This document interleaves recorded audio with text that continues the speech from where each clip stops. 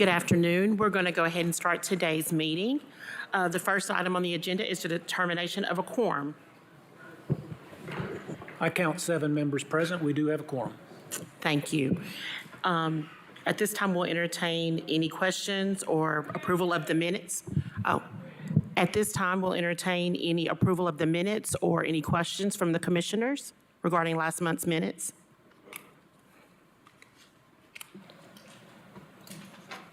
Motion to approve.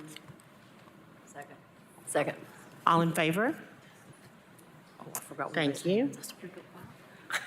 I don't have anything to report at this time. Any other commissioners have any comments?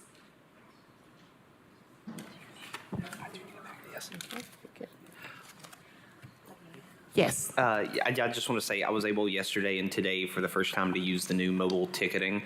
And I just want to, again, thank everybody that worked on that because it really is a game changer. I'm not just because of the ease of not having to deal with a physical ticket, but being able to track your bus because I was going to catch a bus and it ended up passing me by and I was like, oh no, I gotta wait like a half hour. But then I realized that there was a different bus on the same route that I could take and I had to wait like 3 minutes. So thank you for that. Thank you. Commissioner Helsley?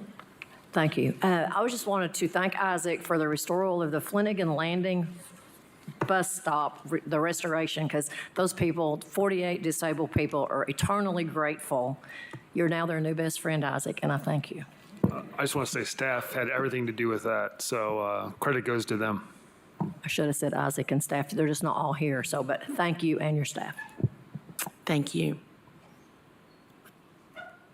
At this time, we'll have update for the Director of Transit. Out of interest of time, I have no updates at this point in time.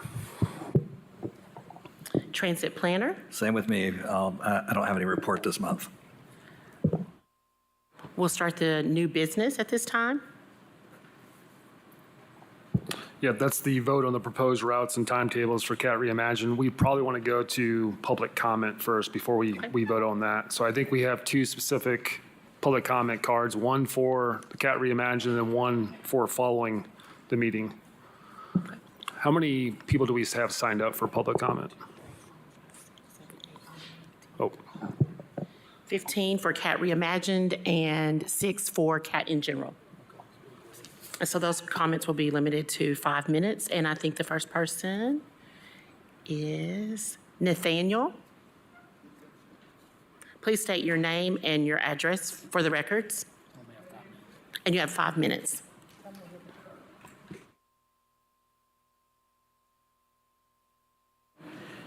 She's going to assist you.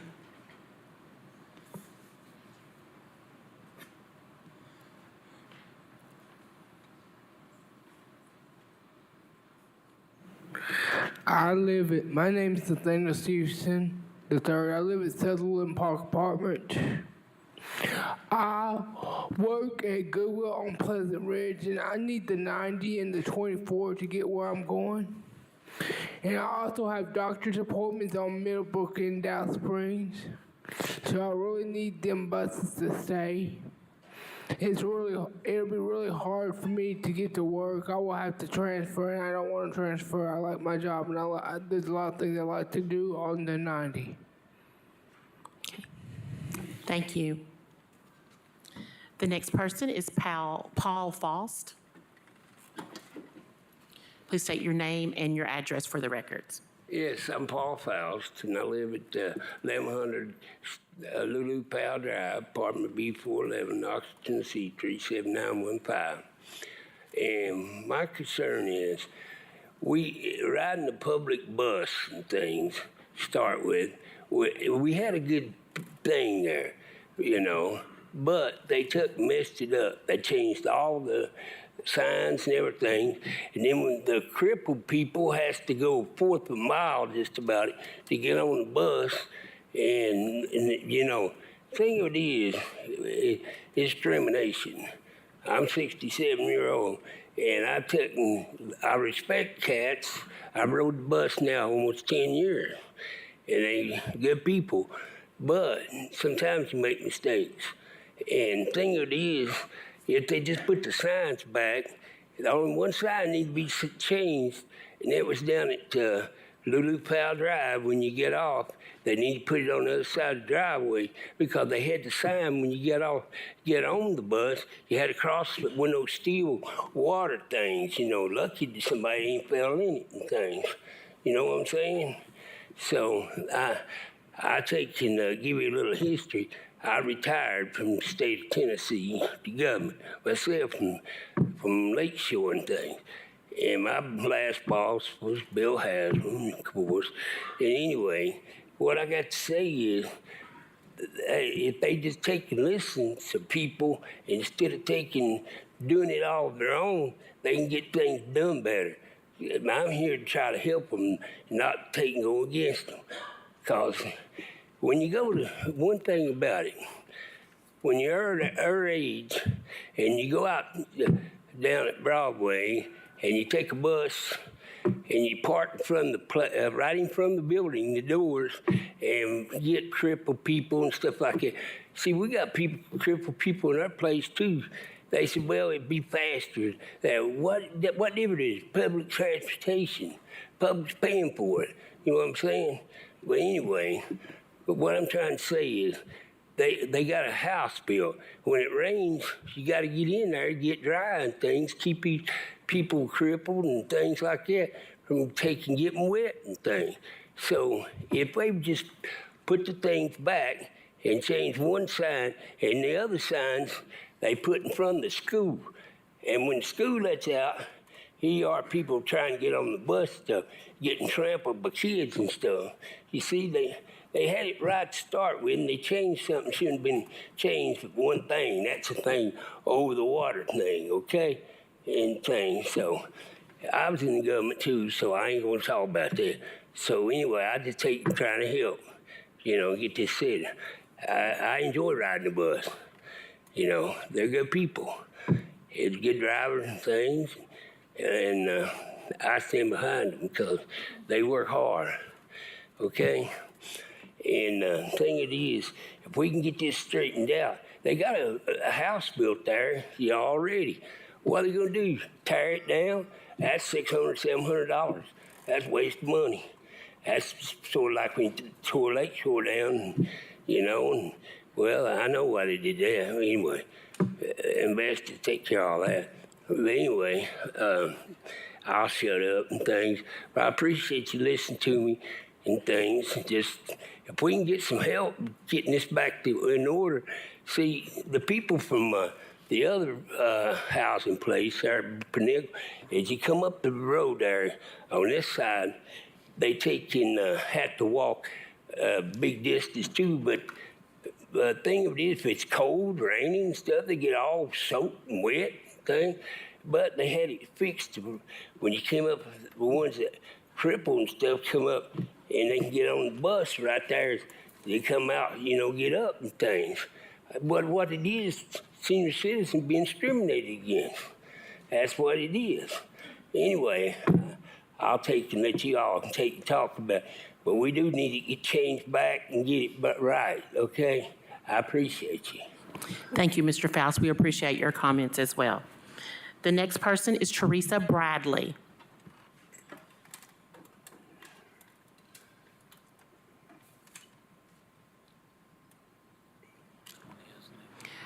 And following that will be Aaron Kilgore.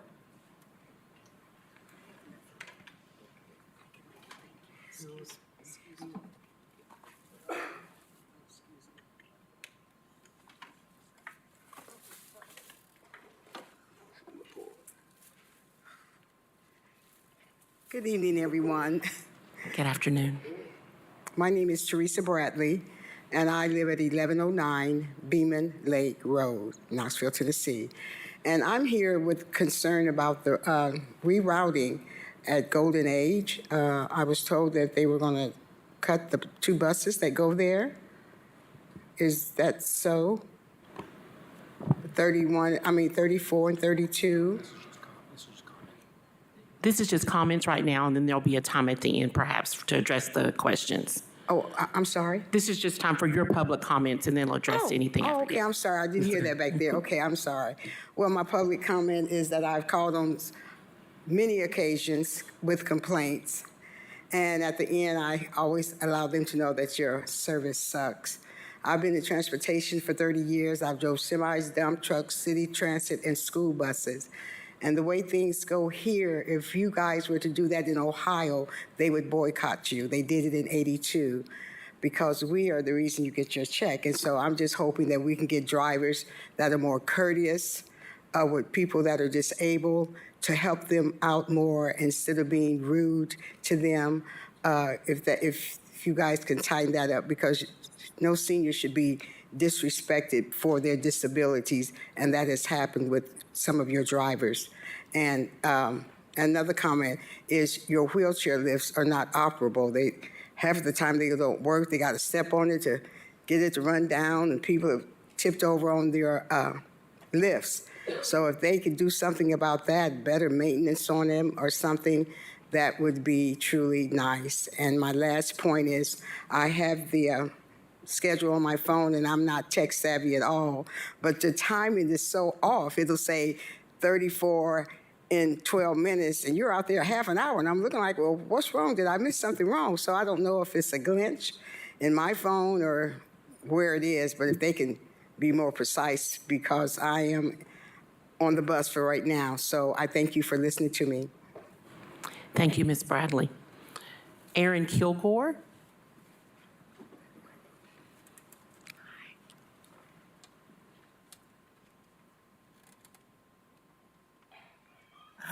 My name is Avon Kilgore. I live at 618 Mid Ranch Drive in Fence City. And I got one of it to cut out 90 to from Fence City to Northgate. I feel I need to keep 90 going to from Fence City into Northgate, have older people get around where they're going to.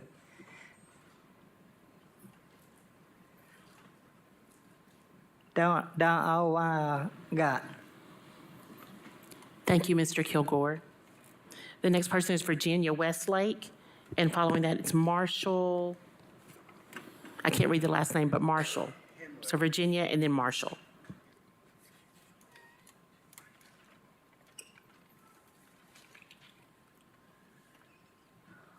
Good afternoon. My name's Virginia Westlake. I live at 201 Locust Street. I am I lead the resident association at Summit Towers. There are 300 residents at Summit Towers. 98% of them are 65 or over and disabled. Currently, we have a trolley stop that is right in front of our building, and there is a bus stop down on Summit Hill that is both pretty close to us. These people, they have chosen doctors and pharmacies downtown, so because they're close to our residents. If there is not a bus stop close to this area, these people are not going to be able to access those downtown areas. There's the loop that goes from Summit Towers Apartments, and then there's the Immaculate Conception Church on that same loop. There needs to be a downtown connector stop somewhere in that area. My point is a stop that close to Summit Towers is not for convenience. It's a necessity to these residents. Thank you. Thank you. At this time, we'll have Marshall.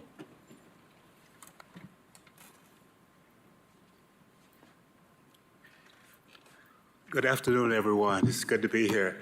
First of all, I just want to say thank you for allowing us this opportunity. And let's give this board a big hand. we're just thankful and grateful to have a bus system the size of this city, and we're able to move around. I live at 1026 Cedar Lane in Knoxville, the bus route of Mighty 80, Mighty 90. And we're proud of our bus route. And I'm thankful because, I've looked over the years and we've seen a lot of good things happen. The drivers, the operators are wonderful. There are people who are very helpful.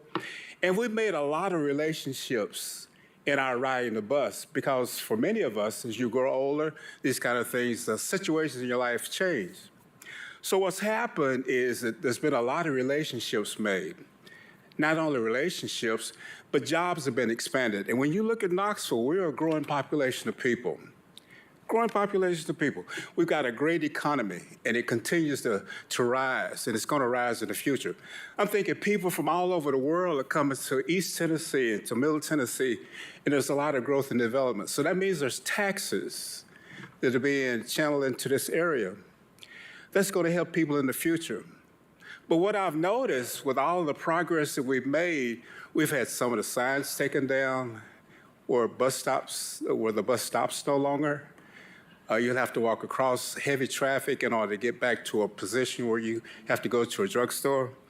And I'm wondering, this doesn't really fit with the progress that Knoxville's made. And I guess I'm dating myself on this. I remember when the trolley cars used to run downtown, the electricity shooting through there, and that was before your time. but it's been a joy to see the progress that we have made. And I'm thinking that we continue to make progress as change comes along. I don't think any of us are adverse to change. That's the first thing. None of us are adverse to change.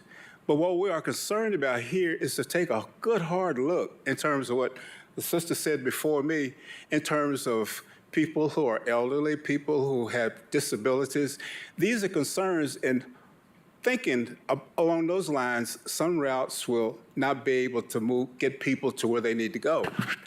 We've heard speculation and innuendo about what's going to happen. So that's why I'm here. I'm hoping I get some answers to things. But also, I'm hoping that this situation that we're involved in can get a review. And if we get a review from some of the comments that many of us are making, I'm thinking there can be some rethinking. I like to think that each of us as passengers that ride the bus could have direct input into it. I don't know if that happened or not. Maybe I was asleep and didn't know when the passengers could talk. But I think as far as an assessment is concerned, I like to see an assessment being made where each person who rides the bus has at least the opportunity to do that. I appreciate being before you because you didn't have to do this. So I'm asking you to kind of take a look, to reconsider, because again, when we look at some of the issues that we have to deal with on a day-to-day basis, disability, homelessness, and that's another issue. And from what I understand, in the United States of America, every given night there are 600,000 people on the street. I don't know how many are here in Knoxville, but it's a problem. But if one variable is being looked at, is being considered in this assessment with the new plans coming out, I'd like to see that might be reviewed. So that's my hope, and that's my understanding that if we can be of any service, I'd love to be of service to you because you've been a great service to us. So as I finish, I just want you to keep those little caveats in mind so that each one of, as we live our lives, and depend on the bus pretty much, night is going to be wiped out. We're hoping that, again, that there can be some reconsideration somewhere along the line. What can we do differently? Because, again, you got people coming in from all areas of the world, especially from California and New York, and they're settling here. They're making their homes here, raising their children. That's a good thing. So we need more laborers to be involved in the economic process of this city.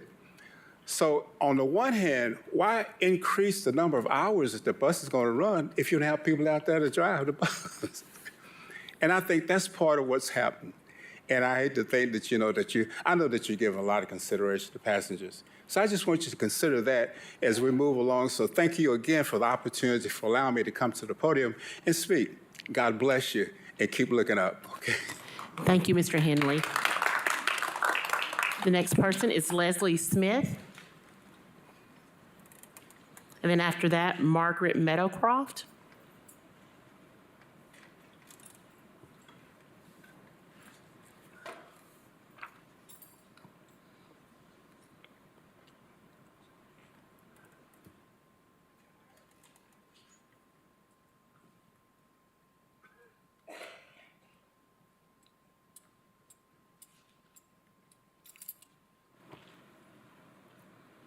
I'm also from Golden Age, and I'm very concerned about what I understand you all are doing, possibly doing is taking both the 34 and the 32 out of there, because I unfortunately had a very bad experience, and I had to walk one night when I was late getting a bus, and I walked from a store that's clear down the road, and it was over 3 hours in the dark. Fortunately, I had somebody with me, but I was put off there because they had changed the time, and I did not know that. So I would not want to see anybody have to go through that. But if we hear that you're thinking about a floating bus or something, and some of us don't have cars, I don't, and I use the bus quite a bit, and also the lift, and getting, into town or anywhere, it's difficulty. And you can't always ask people to take you places, so that's why you depend on the bus. And I would really like to see some changes made out there that would make everybody, it more feasible for everybody. And thank you. And could you state your address and last name for the record? I'm sorry, Leslie Smith. Okay, thank you. Address. She said Golden Age. Well, we got you. And then Margaret Meadowcroft. And following that, it'll be Stephen Massengill. Good afternoon. My name is Margaret Meadowcroft. I live at 1508 McCroskey Avenue. I am a resident of Broadway Towers, and I was asked to come and speak on behalf of the residents today. A lot of the residents have been calling me and texting me since the new reimagined maps have come out, and they seem a little bit confused. So I was hoping to get some clarification before these new routes are implemented in August. The clarification is, on the map, it shows that inbound and outbound, it will be going from behind Broadway Towers instead of through the main parking lot of Broadway Towers. The biggest concern for people there is at Broadway Towers, we have 3 gates. One is operated by a keypad, a pin pad. That's our main gate on McCroskey. Our Cecil gate and the new gate on 6th Street are opened and closed by management, maintenance workers or our after-hours managers. Our biggest concern is the 6th Street gate. That is, sometimes they open it, sometimes they don't. There's a parking lot back there, and that's where our smoking area is. But because it's not used a lot, maintenance sometimes forgets about it and won't open that gate. If that were to be if the bus were to be coming behind on 6th Street, it shows the stops outbound would be on McCroskey and 6th, and inbound would be on Cecil at 6th. They can't come out the back gate because if none of you have been to Broadway Towers, when you come out that back gate on 6th Street, there are 2 steep hills, one going down to McCroskey and one going down to Cecil. So they wouldn't be able to come out those gates. They'd actually have to come out the McCroskey or the Cecil gate. And based on the timetable of when the bus is going to come from 7:50 in the morning until I believe the last bus is 5:50 or 6:50, the Cecil gate closes at 4:30. So I guess what the point I'm trying to make is we're going to be very limited. And as you know, the majority of the people that live at Broadway Towers are senior citizens. They use rollators. Going up and down that hill on Cecil or even that small hill on McCroskey will be difficult, particularly most of them just go to Walmart, and that's how they do their grocery shopping. And I guess what I'm asking for is just at some point, some kind of clarification for us. At the last meeting before the Reimagine took effect, we were assured that they would be going through the parking lot of Broadway Towers, and according to the map, that's changed.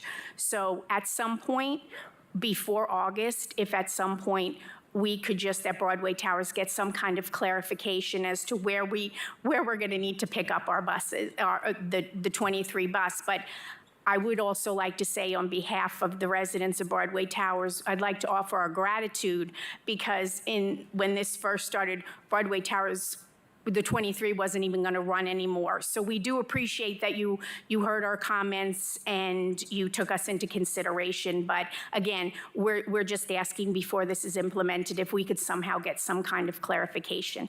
Thank you so much for your time. Thank you, Ms. Meadowcroft. At this time, Stephen Massengill, and following that will be Janet Brown.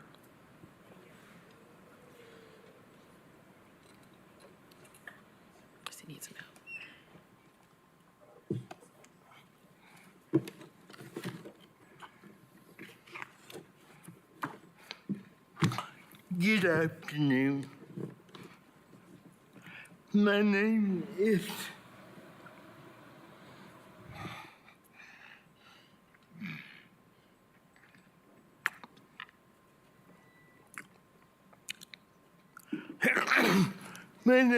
Steve Massengill. I live on Cynicwood Road, which is part of the Norwood community. I am sure that after 3 weeks of phone calls, emails, social media posts, and even a news story last night on WAT, you are very familiar with who I am and why I'm here. On the surface, this may seem like it's about a guy who is losing his way to work after 21 years because of a bus route that is being eliminated, Route 90. There's a little more to the story than that. By discontinuing Route 90,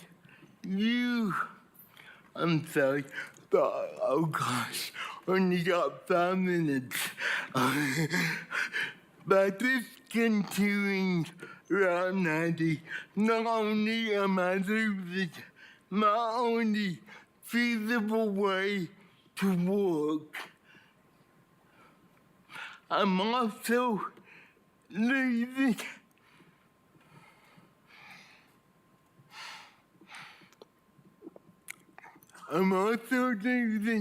something far more greater. I am losing my independence as a person. Oh boy. As a person with a disability, I can assure you that my independence is very extremely important to me. In fact, other than my relationship with Christ, my independence is the most important thing in my life. I am fully aware of the other alternate ways of transportation, but with my work schedule, I'm sorry. I am fully aware of the other alternate ways of transportation. For example, public transit. But with my work schedule, public transit is not an option. If you saw the news story last night, you know that I am a substitute teacher at Northwest Middle on Pleasant Ridge. I have been doing that for over 21 years. Now, as a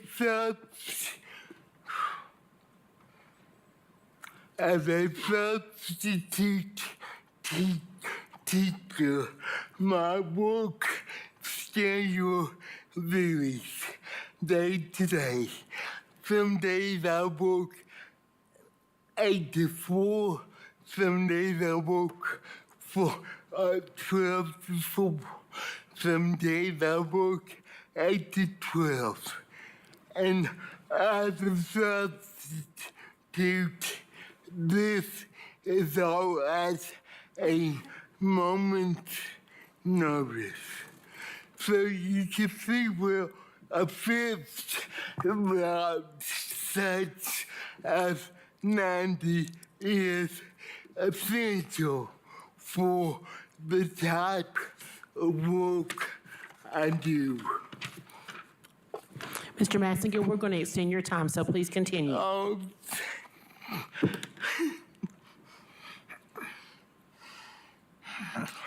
See, now that made me cry. Thank you.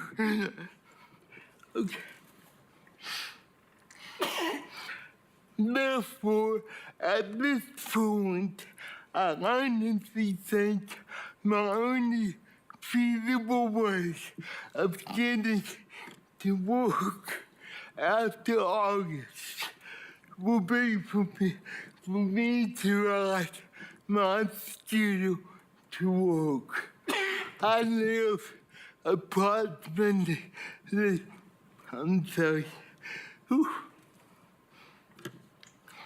I live approximately 2 miles away from this school, which takes about 45 minutes to travel on this schedule. Therefore, I would need to buy extra batteries to switch out when I get to work. And like you, I have to work rain or shine. So when it's pouring down rain, I will be soaking wet by the time I get to work. And then there are the winter months where I will be traveling on my schedule and sub-freezing temperatures. And the worst thing about this is for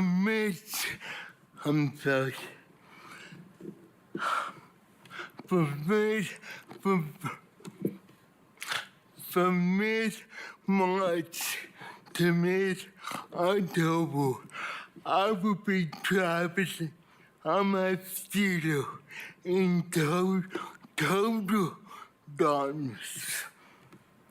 I cannot begin to tell you the number of safety issues that are involved in that. I may not see the sidewalk and run into the road, or somebody could very easily attack me and injure me. But yet I feel without the 90, but this is my only feasible way to get to work, and I am scared to death. In closing, I realize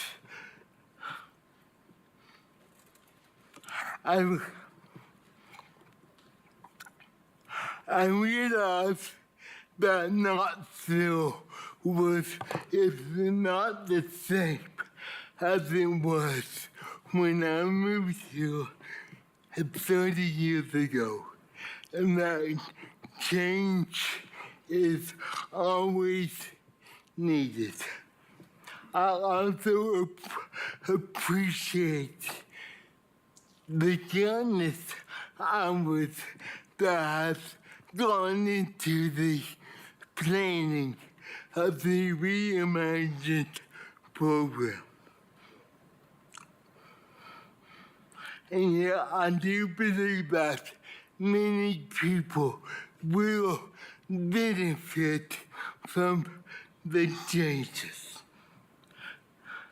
But does it have to be at the sacrifice of my independence? Does it have to be at the sacrifice of potentially my job? And does it have to be at the sacrifice of my livelihood? Is it really worth the cost of that? Please don't do this to me. And don't do this to the Norwood community and all of the other communities affected by 90.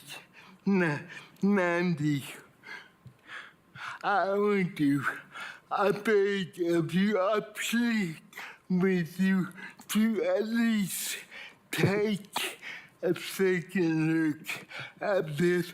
I know you have already approved it, but yet you are KTA. You are the Knoxville Transit Authority. You have the power to take a second look and make changes before it goes into effect in August. Not having Route 90 will make my life so much more difficult than it already is. Thank you for your time. Thank you for listening. And thank you for trying to understand. Have a good day.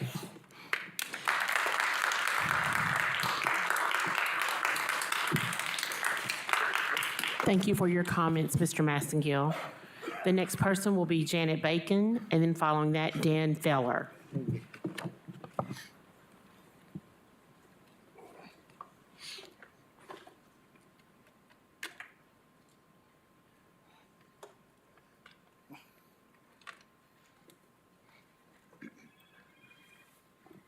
I really would just like clarification about the 11, and I don't know if I'm going to get it today, but I would just like to know if it's going to go by Knox Plaza, and if it's going to go both ways by Knox Plaza, and if each one of the 11s will go that way, because I've had some conflicting statements about alternating or something, and with 17, I just don't understand it.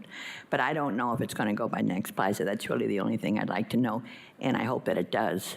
Otherwise, how do we get to Knox Plaza? We'd have to transfer buses, I guess, from the 11. So I don't know.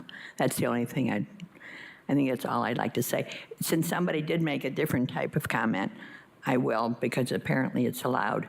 I think the bus drivers, a lot of them don't seem to pay any attention anymore to the noise on the bus, to a lot of shouting. And they just ignore it.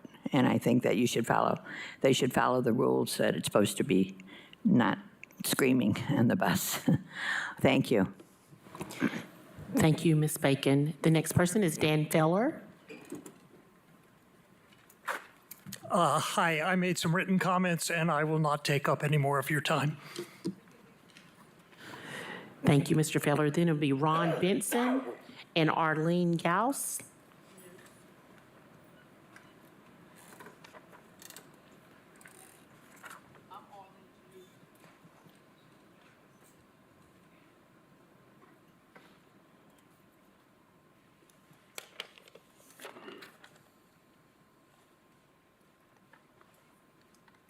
Hi, my name is Arlene Janus, and I live at 3934 Alma Avenue.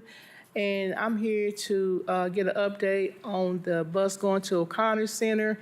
I know at one time y'all was gonna take us off the route completely, but I'm glad that you put us back on route. But I still like to have the bus stop coming like it is, because there's a lot of people with a low mobility, and with me, since I'm have breathing issues, especially in summertime, I can't walk a block from the nearest bus stop to the O'Connor Center, and I would like to see the original route stay like it is on all senior complexes. And I understand that y'all goal is to not come on the parking lots. And but we seniors, we need still the convenience of walking a few steps to catch the bus to get around. Because right now I'm legally blind and I can't drive, and so I depend on the buses. So I'm here to say that I hope y'all will put the bus system back like it was, and if you're gonna change anything, add more services to it. And I understand y'all trying to accommodate further east and further west. So I feel like that there's need to be more money. The budget was an issue out here in the past, but the state or the federal level should be giving y'all money to do that. And but see, right now, the way y'all doing it, y'all are giving the seniors a hard time trying to get around. I'm born and raised here, still living, and now that I'm still a senior, now I feel like I'm getting pushed to the curb on trying to get around because of my disability. And also, I want to know how it's affecting the existing bus stops going through parking lots, because I do travel some of the locations that the buses are now going on parking lot for pickup. So I want to know, where are y'all gonna move those bus stops, so I'll be aware of what I need to do for the future. Thank you. Thank you. The next person on the list is Pamela Fountain. Oh, sorry.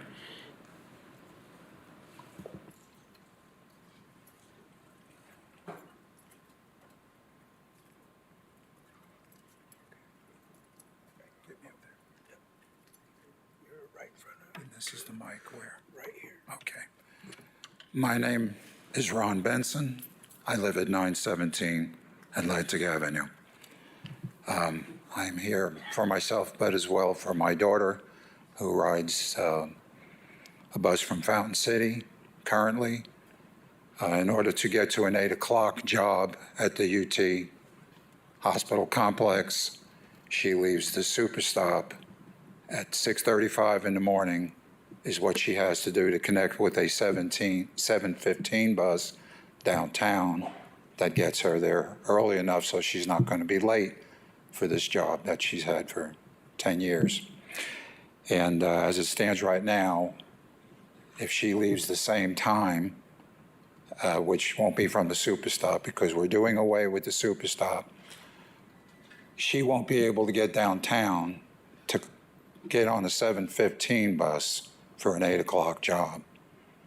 So she's going to have to leave if everything's going to stay the way it is right now. And what I'm hearing is there's room for change after you've listened to what people are saying. She's not had any complaints about leaving at 6:35 to get to an 8 o'clock job, and that's important for you to know. But at this point, if it's going to take her an hour and 45 minutes to 2 hours to get to a job that is, I'm going to guess maybe 10 miles from her house, she could get in a car and go to Chattanooga in the same amount of time. I think there's something needs to be considered when this whole reimagine idea, from what I've been hearing from different drivers, there's a certain amount of we want to have you on the bus less to get to where you need to go. And I can't speak to what else is going on that route at other times during the day. But at this point, she can't take a 6:35 departure from Fountain City and get to a job at 8 o'clock in the morning. So I would hope maybe that's something that is can be looked at and considered with some sincerity. For myself, I moved into the house I'm living in. This summer it'll be 30 years, and when I did that, I chose my house based upon a couple of criteria. One of them was I knew that I was not going to be able to drive after is that something right here that's doing that or what? I needed to be able to walk to a grocery store. I wanted to be near a hospital, and I wanted to be able to have public transportation. And they knocked the hospital down, but I never thought I'd have to be concerned about transportation. There's been a bus going up Atlantic Avenue, as far as I know, since the day I moved in there. Now, the best we can ascertain with the new routing, because the 21 is going to merge with the 24 somehow, some way. It's going to be a much bigger route. And I understand that routes specifically have not been lined out yet. But we see where there's 2 time points. One, I imagine I'm going to have to pick up a bus that I have no idea right now if my bus stop is in jeopardy, if a bus is even going to be going up Atlantic Avenue anymore. Because if you know where Chickamauga and Pershing is a time point, and then the next time point is way up where the hospital used to be, and now is the safety building at Oak Hill and Huron. And how that bus is going to get between those 2 time points, if it's a more direct way, then I can't imagine how far I'm going to have to walk to pick up a bus that I'm now used to catching. And I've got some really good legs. I can go far. That don't bother me. But when I have to just go make a Kroger run, last year we had Atlantic Avenue closed down for about 9 months because of sidewalks that were being put in, which required sewage upheaval and all kinds of mess. And I just had to walk 2 short blocks to Chickamauga, where there's a Baptist church, to catch my bus. Again, the walk is no problem, but boy, when I was coming home with groceries, it was a nightmare. So I don't know if there's going to be any availability to knowledge of where the route is going to be, where bus stops are going to be. I was really hoping to find that out before I came to this meeting, thinking that would help us out here in this conversation. So I'm very desirous to know what's going on there. One last thing is, I will say, in a third matter, there's a very inconsistent deal going on with the GPS announcements that go on the buses. And I realize for as long as I've been taking public transportation, if there are announcements at all, and I'm used to that more like on trains, it's a courtesy to let you know where you're at. If you got your eyes closed and you want to doze off, or you're having a conversation with somebody else, it's nice to hear that. But I would also suggest that it's become a real important, I don't know how many people are out there like me that really lean on the ability to know where you're at from some kind of an audio thing, that it's out there on some of our buses. And then a lot of times it's not. I don't understand that. I would appreciate that being something that was considered. So I thank you for my time and wish you a good night. Thank you, Mr. Benson. That's all of this. Those are all the people that had signed up for the CAT Reimagine public comments.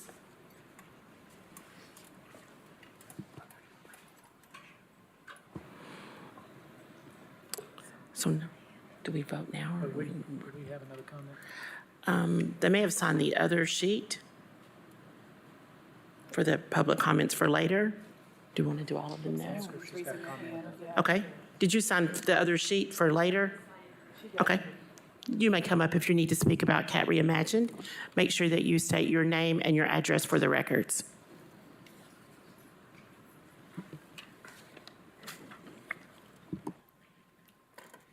My name is Debbie Patterson. I live on Highland Avenue in Fort Sanders. I don't need this bus stop, but I've observed a lot of people do. Northbound 17th at Ayler, that bus stop at Ayler was removed, and a lot of people need it. There's recovery, job services, and a blood bank. And so I just wanted to mention that. And also, one more comment, is that there has been a problem, CAT has had a problem keeping drivers. And I have been thinking for quite a while about something, a way that you could get drivers to stay is to offer scholarships to their kids. And one of the drivers, a black woman, her daughter wants to go to law school. I would love to see that happen. Thank you for your comments, Ms. Patterson.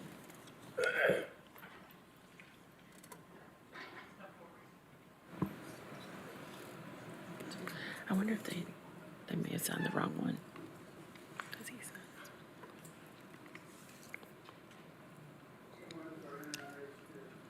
Okay.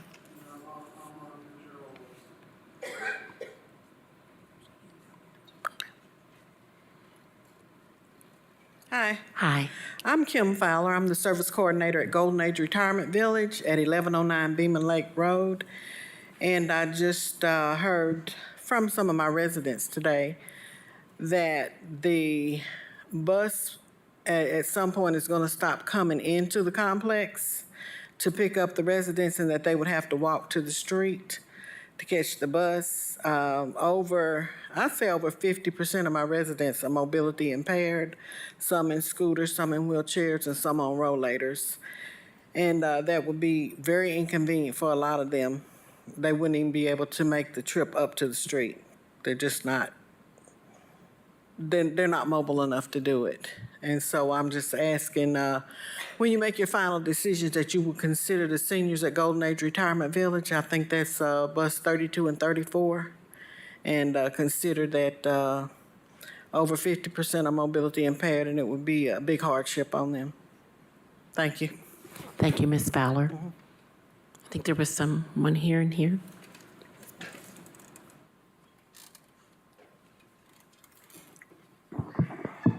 Hello, my name is Greg Shore. I'm at the Isabella Towers behind the Civic Auditorium.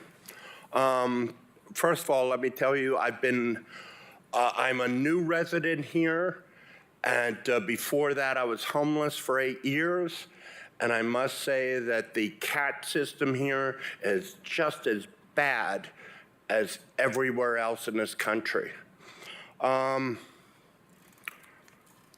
number 32 was supposed to, first of all, the number 32, recently, I like the expanded hours. I now don't have to cut short concerts at UT, so I don't have to walk home and climb a hill at 9, 10 o'clock at night. I appreciate that.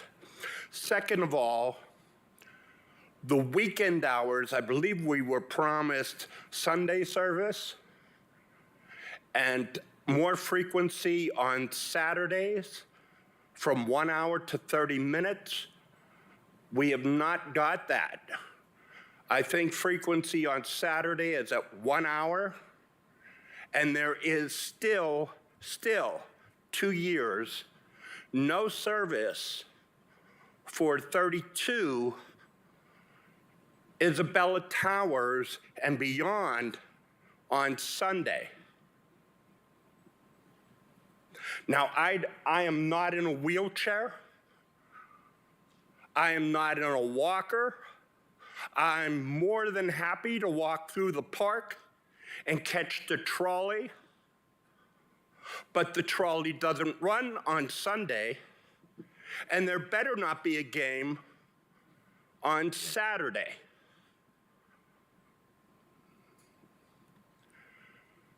Service for Dandridge 32 is appalling. I don't mind going halfway, but all the way, you do a disservice.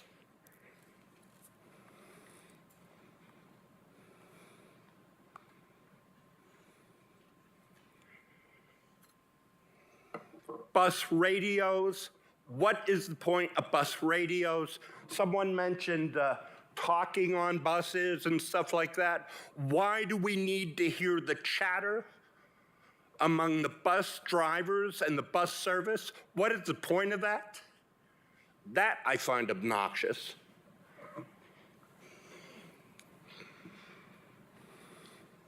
More room is needed for shopping carts, laundry carts. Many people here are in wheelchairs. Others have walkers. There is room on one route, on one bus, for 2 handicapped. That is it. Now, if handicapped get on that bus, and I just want to go shopping with a cart, instead of paying, Instacart to have it delivered to me, I can't. Because there's no room for my cart because of wheelchairs and walkers and such. It makes shopping impossible, and at the best, difficult.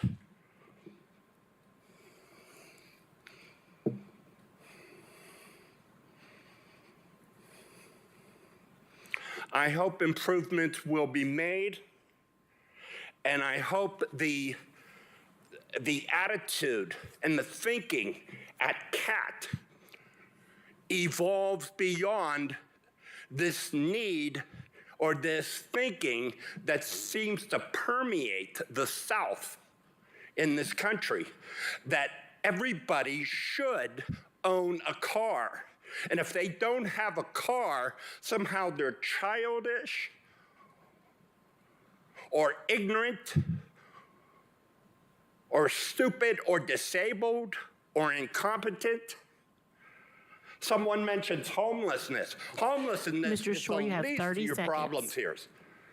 It's transportation. Thank you. Thank you, Mr. Shore.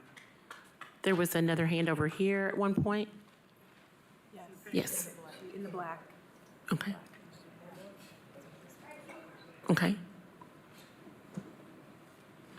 State your name and address for the records, please. My name is Allison Haney. I live on 204 North Laurel Circle in the Inskip, Norwood community. I'm here today to speak of the concern of the removal of Route 90 behind the behalf. I heard about this from my own mom. I'm getting ready to be a teacher's assistant at Fort Sanders Educational Development Center in downtown Knoxville in 21st Street. I have inspired to volunteer at the school at the call of the principal, Jessica Ruiz, in January 2024, after I kept on saying good things about that school. I was a student there, for the record. I'm also thinking about also doing East Tennessee Children's Hospital as a child life specialist in the evening. We want this route to be saved. And I also go to church on Merchants Drive at Wallace Memorial Baptist Church on Sunday mornings. Some people have been learning how to communicate, and some people have to walk. But I had a person who was around my age, who was a friend of my friend, who went to the Future program with him, who did piano, Ben Crederick. He passed after he lost his route when he was hit by a drunk driver last August. I hope the result comes in soon. All those angels as thee. I wish that there was another way for the Route 90 to be saved, for every people in the community to sit on the bus to go to work. As an insane response, say it loud, say it proud. My grandmother used to take the bus to St. Mary's Medical Center on Oak Hill Avenue, and she was a unit secretary. When she retired, her and I would spend evenings or weekends with her, and sometimes even summer break when me and my sisters were out of school. Say it loud, say it proud. Save Route 90. Thank you, Allison. You're welcome. This one.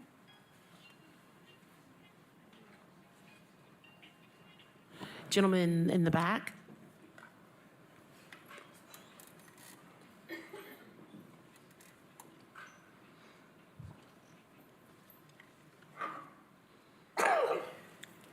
Hi.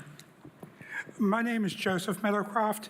My wife spoke earlier. I live at 1508 McCroskey, otherwise known as Broadway Tower. I've got three things. First one's very quick. Ms. Kirk, you showed incredible compassion and respect to Mr. Massengill, and that needs to be acknowledged, and I appreciate it. Thank you. I appreciate his courage for sharing his comments with us. Thank you. Absolutely. Second thing, when they look at maps, they say, oh, it's only a block and a half from Broadway Tower to Broadway. Or what's the difference between the front of Broadway Tower and the back of Broadway Tower? In Iowa, in Oklahoma, that's a good question. There's no difference. We live in the foothills of the Smoky Mountains. If you are on McCroskey at the gate to Broadway Towers, you are standing in what would be the basement of Broadway Tower. You drive up into the parking lot and you get to the first floor. If you're on Cecil, you're equivalent with the fourth floor. So if someone has to get off at Cecil and McCroskey, they have to walk down a hill that's 2 stories and a half a block. Now, to put that in real terms, imagine ground level here and ground level above that sign. You look around, you see wheelchairs, you see rollators. Now, I've had 2 knee replacements in the last few years. A few years ago, I couldn't walk that hill. When you're standing in Broadway Towers on the ground floor, you are the equivalent of 4 stories up in the Kroger that's 0.2 of a mile down a hill. When you look at a flat map, you don't see that. It doesn't exist. If you look at a topographical map, you see it. So they have to consider elevation. And then the last thing I want to point out is we've had my wife and myself from Broadway Towers. We had someone from Isabella Towers. We had someone from Golden Age. We had someone from Summit Towers. Do you notice a trend here? All the people that are affected by this are the elderly, the disabled, the poor. I have my Social Security check. I can guarantee everybody on that board brings home double what I bring home on my Social Security check after I worked for 40 years, 60 hours a week. Before you guys think about some of these route changes, you need to get a walker, go to the Kroger parking lot, and walk up the hill. Or maybe take your parents to do that, or your grandparents. Because, Mr. Winford, you're obviously in good physical shape. You can make that easily. You know, most of you can. But when you're dealing with strokes, which I've had, knee replacements, which I've had, when you're dealing with a wheelchair or a rollator or a walker, that 0.2 of a mile to Kroger is a lot more than 0.2 of a mile. And the 0.2 of a mile back up the hill with your groceries, with your 2 gallons of milk, that's almost impossible. You know, and 10 years ago, I was just as arrogant and unthinking when I would just jump in my car and drive wherever I wanted to go. You know, but when you hit a certain point in life, bad knees, strokes, dementia, these things take away your humanity. And then you have to deal with the kindness of the wealthy who happen to get elected into office. You know, you need to remember Isabella Tower, Broadway Tower, Summit Towers, Golden Age. Any one of you could be in those facilities and depending on those services in just a few short years. I'm only 59 almost. You know, I'm too young to be there, but I'm there. You know, and it could happen to any of you. Thank you. Once again, thank you again for the respect and the compassion that you personally showed Mr. Massengill. That is commendable. Thank you.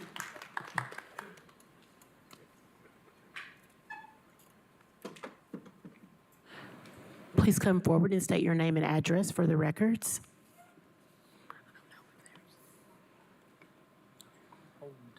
Sure, I was going to say anything until that. My last name is Traver, Traver, and my address is 1171 Armstrong Avenue. So, Guy Beloved Towers, Building A.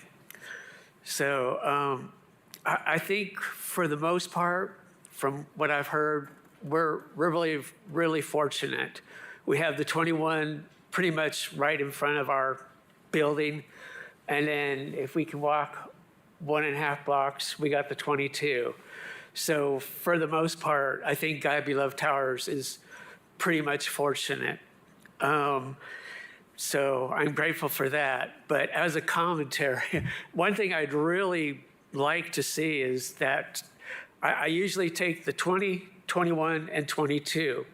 When I take the 20, which I also take to the church I go to also, but when I take the 20 to go to the Walmart, and when I would used to get off there at that, on the other side from Walmart, that stop that's like right down at the bottom of the hill, if it used to be closer to the Chick-fil-A, I believe, but now it's like stuck up where it's, and I understand for the bus drivers, it's supposed to make it easier for them to get over, but that stop is really dangerous. I mean, if you have a walker or a rollator, and I usually do have a walker or a rollator, but if you get out there, there's just not very much room. It's really, I think, a really dangerous stop, and I think it should be moved back down closer to Chick-fil-A where it was, or really it'd be better taken out altogether.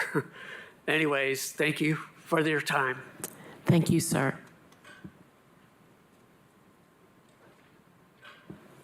So, where? Oh, come on up, sir. Right here, and then here. Okay.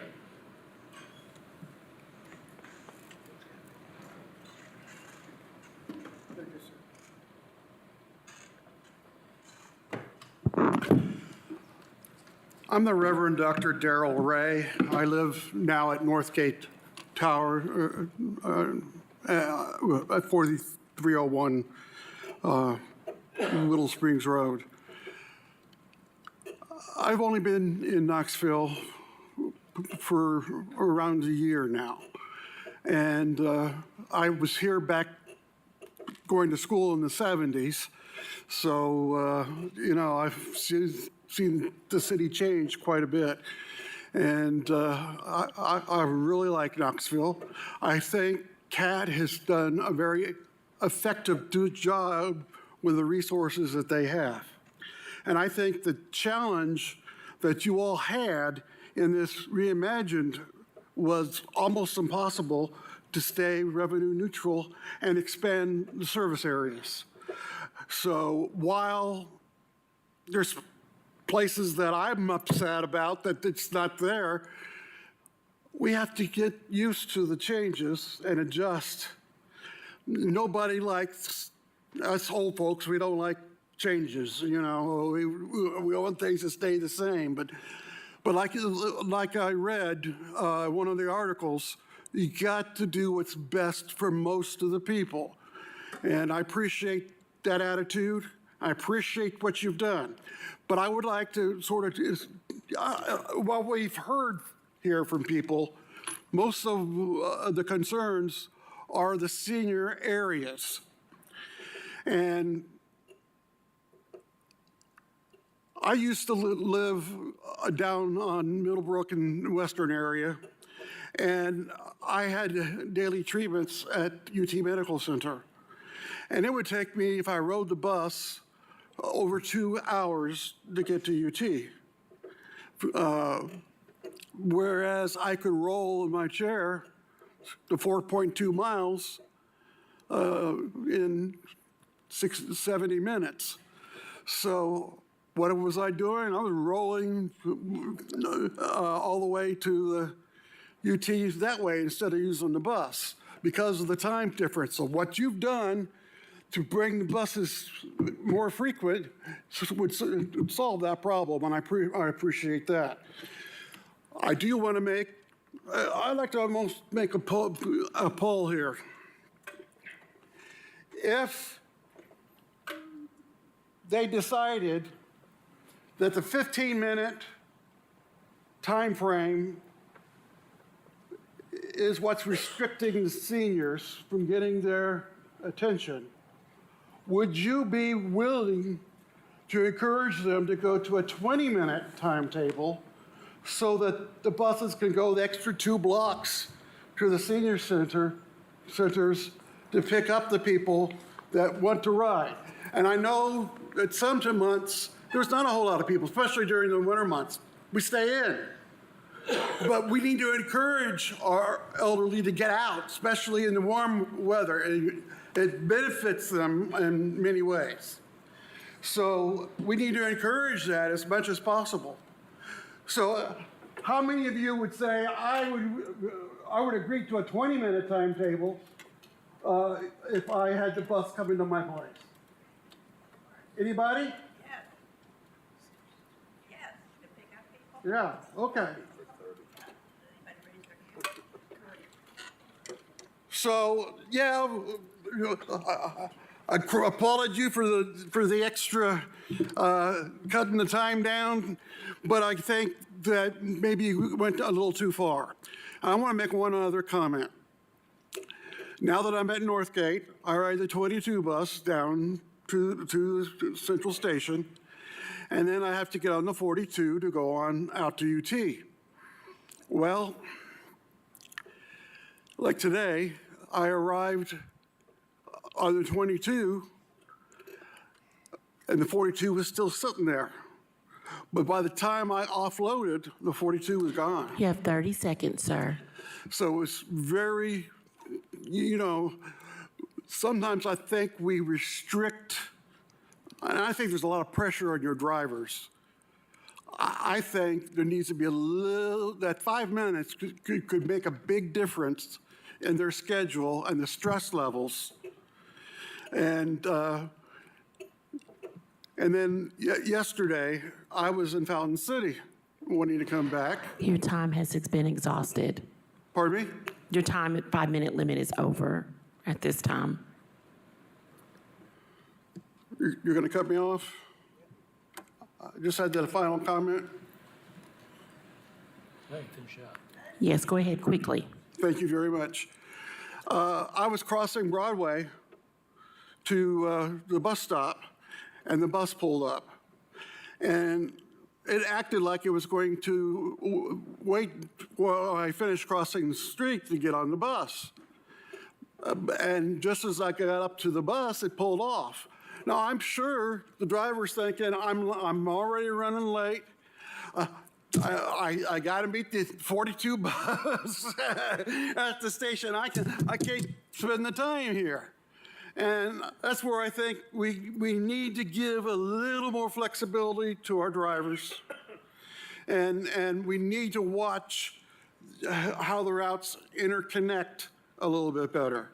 But I think you've done a fantastic job. You're to be applauded for what you've accomplished. And I thank you. Thank you. Yes, the gentleman in the hat.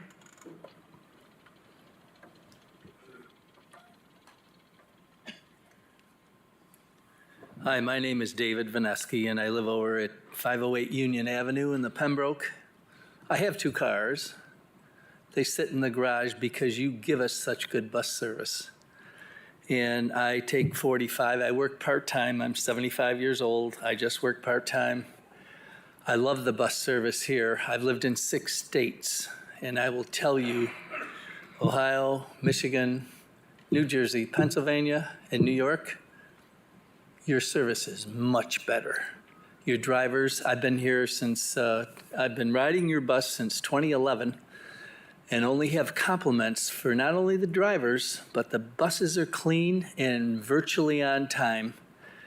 I've driven over 3 million miles in my life, and I've been very successful, very happy. I own 2 homes. I don't need to ride the bus, but I love to ride the bus. I don't want to drive. Your drivers are friendly, and they respond to the needs of the people that I've ridden with. But here's my comment. For the ancillary routes that you're having a hard time maintaining because of the labor shortage, I can understand that. It might be better to take those individuals and have a call-a-bus type service that can assist them so that you don't have to take, in my case, I ride 45, 20 is excellent, 22 is excellent.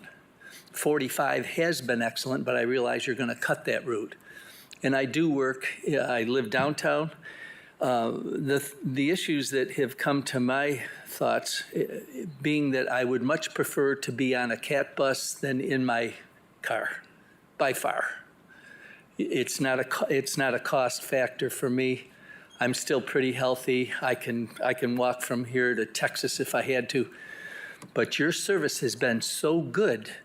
The concerns I have is that the major buses would leave the bus terminal and they would come up Church Avenue and then on to Henley Street and then to continue on their route.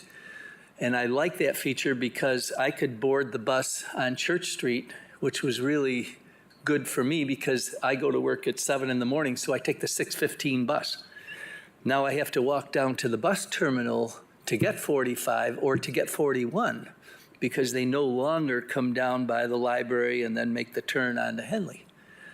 And your presence in the downtown district was appreciated by, I have several people living in the Pembroke that take the bus only because it's so convenient, and they're older people, they're retired.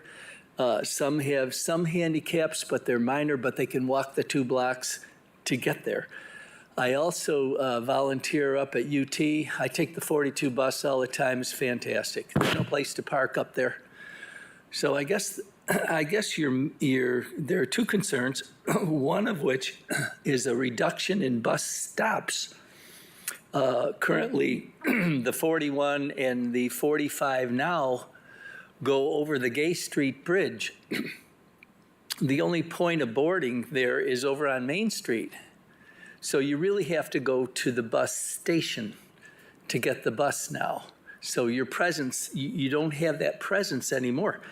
And if you look around at the downtown area with the number of apartments in construction currently, even on the south, if you look at the south waterfront, Knoxville is growing, and it's a great town to live in. And I've lived in several cities. I would rate this one number one. That's why I didn't move to Florida. One of the reasons why I moved to Knoxville was not only you people are so nice and friendly and outgoing, but you had the best service in 6 states. So you want to keep that service up there, and you want to encourage more people like me and my friends to take the bus. And I do that. And I would honestly tell you, in the 6 states I've lived in, I stopped taking the buses in the other 5 states. This is the only one I want to stay on because you've got a very good bus service. Your staff is excellent. Your phone response is excellent. 30 more seconds. Yeah. So it's just like, take those areas that are affecting these people, concentrate on them, and if it means you need a call a bus, get a call a bus for them.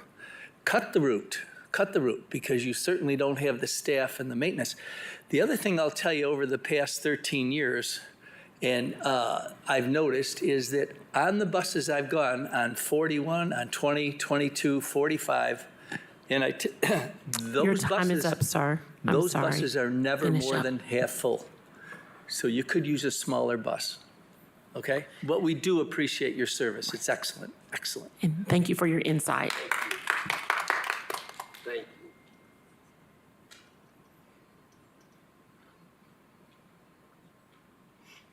you. Do we get any feedback on the meeting? Is there feedback coming back from you after this? There will be discussion after.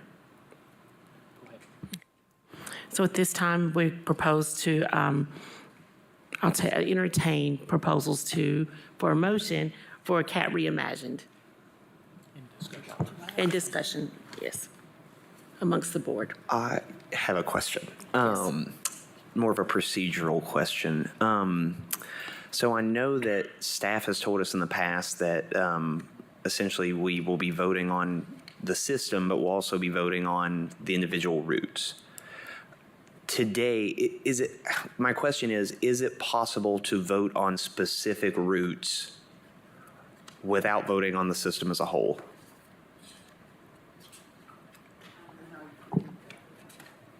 So procedurally, the public hearing has been conducted and approved. So at this point, we are considering the route as further adjusted by staff after hearing comment at the public hearing.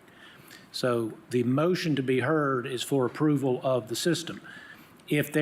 My suggestion to your comment would be to discuss whatever concerns you've heard here today, and if there's more input needed, receive that today or not, or and then if the motion is made to approve the system as proposed and revised, if there's not enough satisfaction on any member's part to not approve it today, then your vote would be no, subject to further discussion and revision. Okay, thank you. Yeah, I'll just say so first of all, thanks everybody for speaking up. We really do appreciate it. I have been at a point in my life where I was carless for 2 years in this city, grew up in a super poor family. Parents passed away when I was younger. I was on my own. I had to rely on the bus, so I fully understand what it's like to only have the bus to get around. And obviously I'm an American, so I believe in democracy. So I love that you all came to speak up and bring these issues to us. As my fellow commissioners know, I am a rabid advocate for transit, and I love what we're doing with CAT Reimagined. I think that overall it is going to be beneficial to the city, especially because, again, frequency does matter. I think one of the worst feelings in the world, I've said it before here, is missing a bus by 30 seconds and having to wait an hour or having to wait half an hour, especially in the rain when there's no bench. I very much love what we've done with this. And I was very prepared to hardcore vote 100% yes on this going into this. But again, I believe in democracy, and I do believe that, these folks that came and spoke, which was part of our process, your input obviously matters. I am curious. I am not comfortable. I'm at a point right now. I am not comfortable voting for this package knowing the insane amount of life-changing pressure it will put on folks losing the crosstown, losing the 90.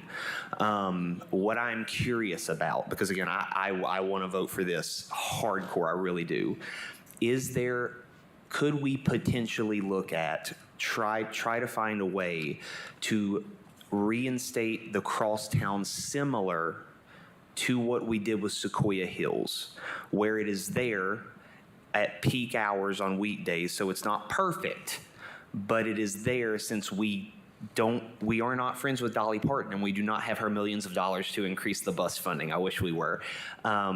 But that is my concern at this point. Again, y'all know me, I really, really love this. I want to vote for it, but I'm curious if that is something that would be possible and what types of reduction in service would come.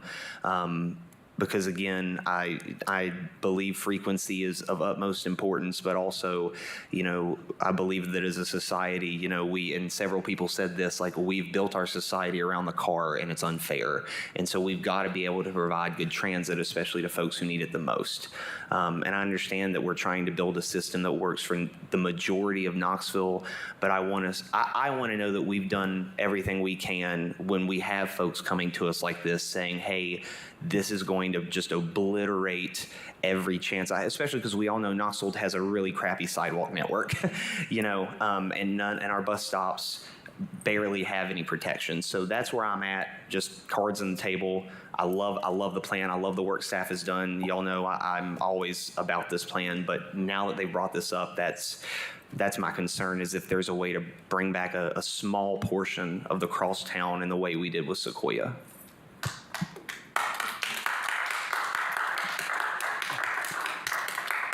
So I will let Belinda and Umar talk about how that Route 90, I don't think it's possible, but I'll let Belinda and Umar talk about that.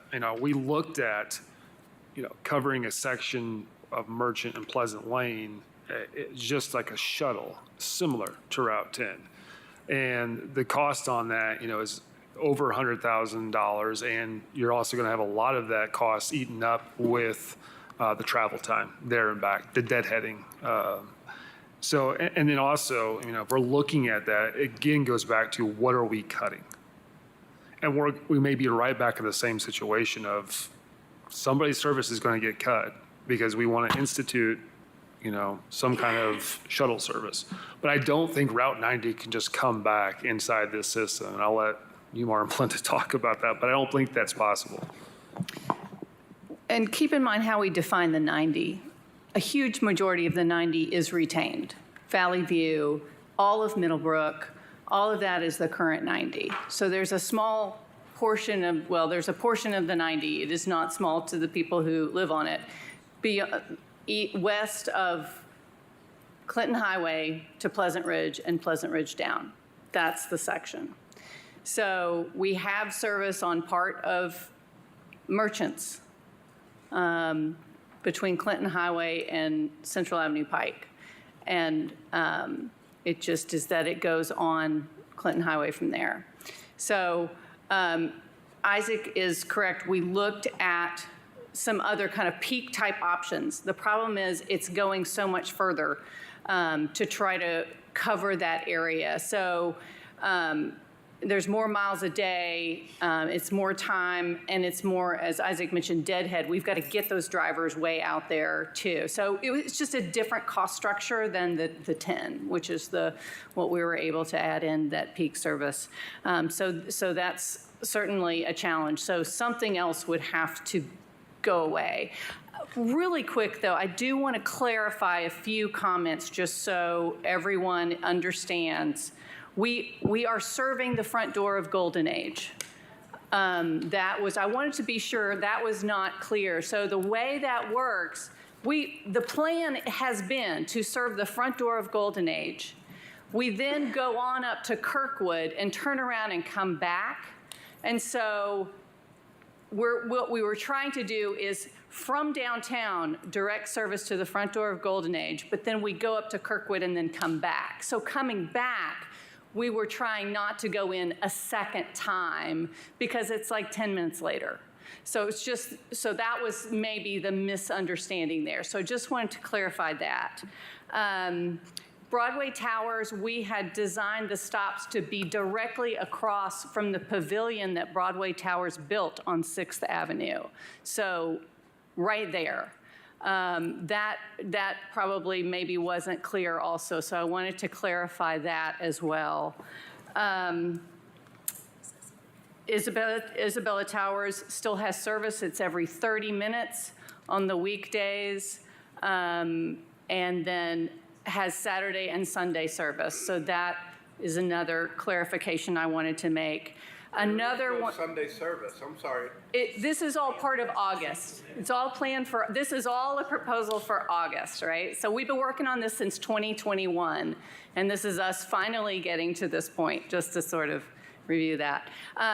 The other thing I wanted to mention to the board is that Isaac had mentioned earlier that we had received comments prior to this meeting, and you have seen those in your packet. A couple of those issues we are recommending a solution for, and you have that in front of you. One of those was mentioned earlier by Mr. Benson, his daughter. I don't know if he's still here, but we were able to adjust the first 2 morning trips on the Broadway to allow that connection that he was referencing to still happen. That is in this packet that you see here. The other side is the Flanagan Landing issue that we have already solved as an emergency detour, but we want the board to approve it as part of CAT Reimagined officially. And those are those 2 pieces there.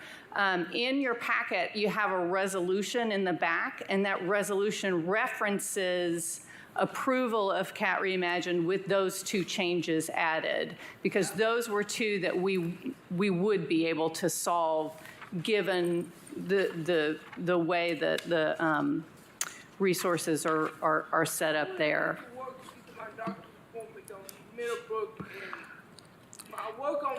Sir, at this time, the public comment section is over, but there will be time to discuss after the meeting's over, individual questions.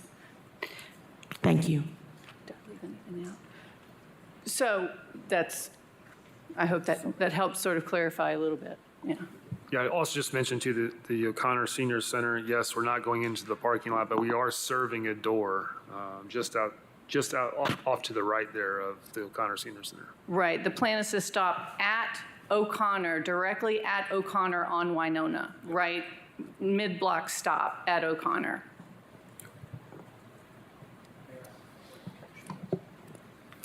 If I may ask staff to clarify, and Mr. Thorne, I think you or Belinda want to address this, but specific to Mr. Durham's question, help the board members understand, if we go back and look at a system redesign to incorporate some aspects of the 90, what are we looking at in terms of this process, where we are, the August target, where are we out from there?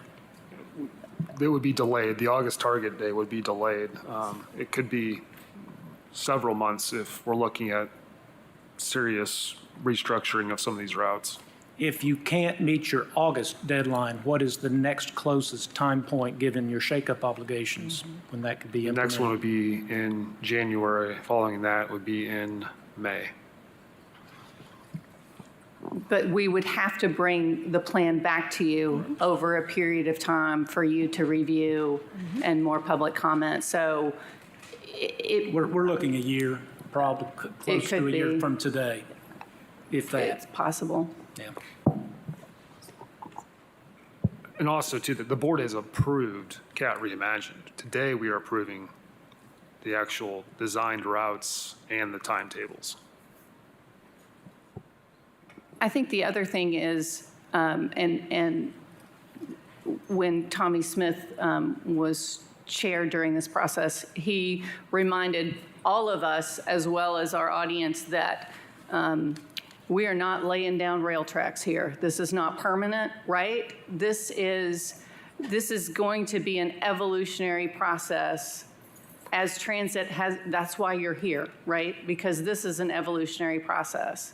I suspect that there will be, we'll come back to you with additional tweaks as we can through this process. Umar and I have kind of been thinking about that already, so. Two things. One, I have a note of parliamentary inquiry, and the second is that I'll start with my second first. I want to uplift what one of our public commenters said, and I'm going to probably mess up the name because I was writing everything. I honor and hear that some of what appears to be the biggest changes are negatively affecting those who have the greatest difficulty with transportation. And I cannot vote in good conscience knowing that. So that's where my parliamentary inquiry comes from. My understanding of Robert's Rules of Order, newly revised edition, is that we can create what's called a consent calendar, whereby we put the items that we all fully agree on or that we can agree as one standing vote, and say we move to approve the items on the consent calendar. Therefore, we move to approve the routes that we have not had to discuss, and then we discuss the other routes individually. The second parliamentary inquiry, just for clarification, is that there's not a motion on the floor, right? There is no current motion on the floor. Okay, no. so my understanding is that we shouldn't be having discussion right now until the motion's been made, and then we open up the thing. So if it is appropriate for us to do the consent calendar, I would propose that we move to discuss all of the ones except the ones that were raised today as one consent calendar route. We vote to approve or not approve that, and then we discuss the others individually. Well, I will tell you that, answer your question in two ways. First, we generally do not use a consent calendar form here, but more practically, this is a unified route system. You take 2 routes out, 3 routes out, or don't approve so many routes, you don't have a system. And so the whole system has to be approved. Now, to Isaac's point, Belinda's point earlier, CAT Reimagined has already been approved. We are now approving based upon the subsequent adjustments that were made at the last public hearing. So this system has already been approved subject to these revisions and for implementation in August. But you can't, correct me if I'm wrong, but we can't approve so many routes and not approve other routes and have a system approved. It'd be very difficult in terms of the timing and connection of these buses in the system. That would be very, very difficult to do one-off approval. But it could be done. Well, the routes have already been approved is sort of the challenge that we're facing. So this board approved the plan in July of 2023, which was the map showing where the routes went. And that was after many rounds of public input, outreach, and engagement over the course of a couple of years. So that's sort of where I see the challenges. This board has approved these routes already. This was just us coming to the public to show the detailed timetables and the maps themselves and show a little bit more detail of the process that we had already gone through. So help us understand what has changed since the approval of the system, that we've had some tweaks to some of the routes and we've got some timetables yes, identified. So what was changed, we have a sort of a list here, were additions essentially. We were able to, with timing, add the addition of Target to the Route 23 service. We were able to provide 30-minute frequency on the Route 37, Morningside, Riverside, which was not in the original plan. That is Isabella Towers and the Riverside area with that 30-minute service. The addition of the Route 10, Sequoia Hills, and then a minor change to the routing of the downtown connector to serve Knoxville Station's platform. And those were the changes since the July approval. In addition, the 2 from what we heard from the public input from last month.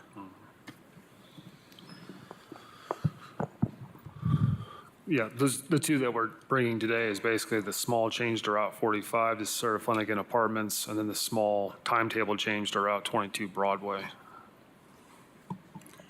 Yes, and if I may just say, I want to thank everybody for their comments, and certainly thank you for attending today. My name is Umar Tennessee, and I'm fairly new to this process. I came in at the tail end of CAT Reimagining. Almost instantaneously saw some things that I was concerned about. But there's two themes here today. That's access to stops for seniors and the Route 90. And I understand those are some very important issues. But overall, CAT Reimagine is going to increase service and make our service better for so much more people that are not here in this room. But I guarantee you, going forward as the new manager of planning, I will do everything in my power to make sure that this system improves as we can increase our budget for one. But it will improve the service and convenience to our senior citizens in this system. The 90, we may not be able to bring back for August, but I guarantee you we will be working hard and taking comments and going out to the public to figure out a way to accommodate Pleasant Ridge and some of those Cedar Lane segments that are missing in this system, and any other segment that are missing in this system. So just give us a little more time. We put a lot of time, this staff has put a lot of time, and we've taken a lot of input, and the majority of the people in this system have spoken. And it is going to have a negative effect on on the people in this room, and some of the people in this room, because I guarantee you that some of the comments we are going to resolve.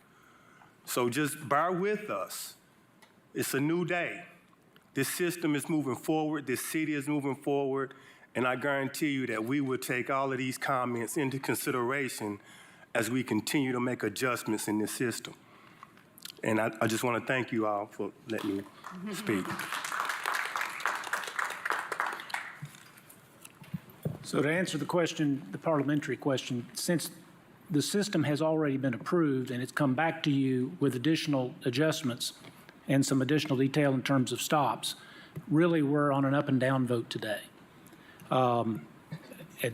We can vote it down if there's, if there's not a majority who feels it needs to be approved. We'll send them back to the drawing board and we'll do whatever. The time frame will be, for any changes, at least in terms of the CAT Reimagine changes, they will be delayed well beyond August. But if that's the sense of it, that's the sense of it. But you are correct, there's no motion on the floor yet. So at some point, we will be calling on, if we're done with comments, we will need to call a motion. I would like to make a motion to move forward with the resolution.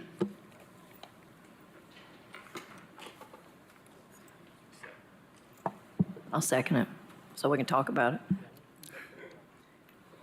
it. All in favor? Any more comments? Sorry.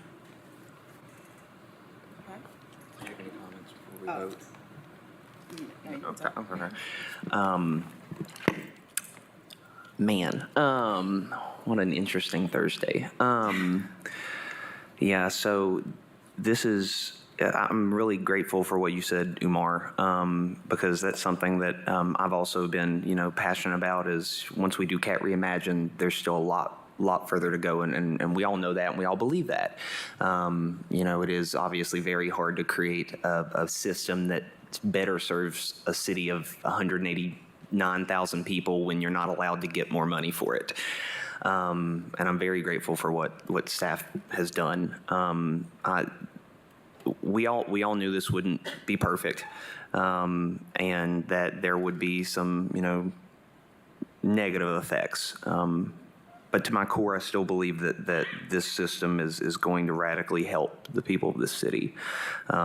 It's, I mean, again, just the frequency thing alone, the fact that people will be able to use a bus to get to church on Sundays, the fact that people will be able to do more on Saturdays. You know, we've got a long way to go to get where we should be. You know, in America, nobody should have to rely on a car, and nobody should feel like a second-class citizen for riding the bus.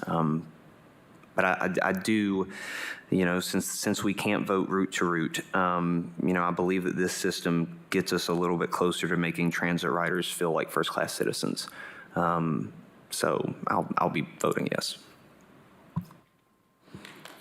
Any other commissioner comments? I'd like to agree with what Dustin said. While there are still some areas that we can work to continuously improve, I think that overall the changes to the network will benefit so many people. And we have heard that over and over the past few years, going out, doing surveys, bringing in public meetings, and there are so many people who can benefit from this. I recognize there are some people in the room who may be affected negatively, and that is a very, very hard decision that we don't take lightly today. I agree with Commissioner Breakwood. We appreciate everyone that was able to come out tonight, or this afternoon rather, to speak, and where your voices have been heard. So at this time, I didn't see you. No, just one comment. I'd like to and thank you, Umar, for being willing to look at this. And I just think it's important that we really work for people who are dependent on public transit, that they can get to government, I won't say amenities, but facilities like they need to go to legal aid, or they need to go just the places they need to get to, which is, you know, you can do it if you don't have a car.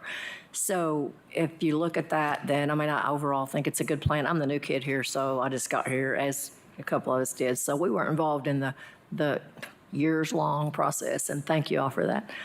So, yeah, I think it's a good plan, but I would like to be sure that we can look at the folks who are having real difficulties getting on with their daily lives. Thank you. Any other comments? Okay. At this time, we're going to go ahead and vote. So all in favor?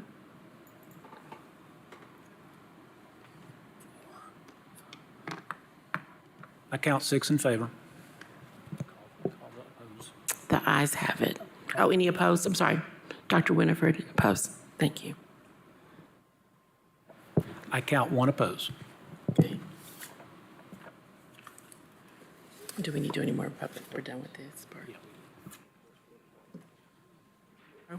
At this time, do we have any old business? No old business. I think that did everybody. I think there was one more. Okay. We also have Teresa Bradley or Karen Harris that had signed up for public comments. Are either of those individuals still here? Please come forward and state your name and address, and you'll have 5 minutes.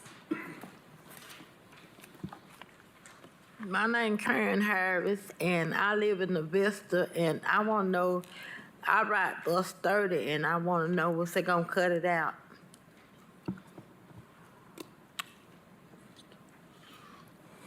We'll have a time for you to speak to staff after about specific routes. Yep.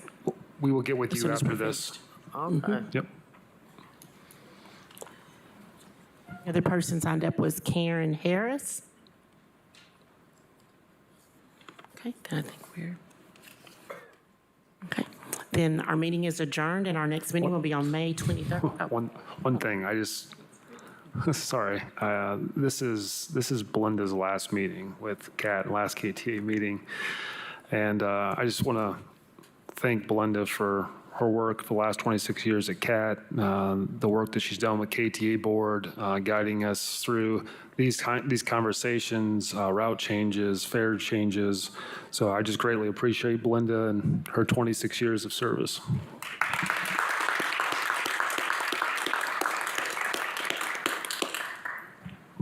Yes, on behalf of the board, we thank you for your years of service and your dedication.